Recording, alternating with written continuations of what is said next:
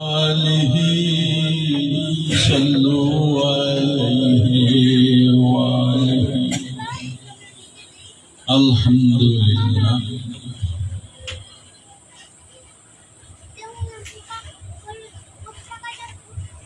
কুল কায়নাতে মালিক যিনি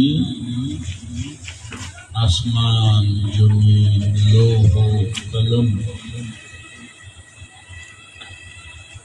সমস্ত প্রাণী সমস্ত জাতি সমস্ত নিয়ামত যে খুদা দয়া মেহেরবানি করে আমাদের জন্য সৃষ্টি করেছেন ওই বেমিসাল বেনজির কুদরতে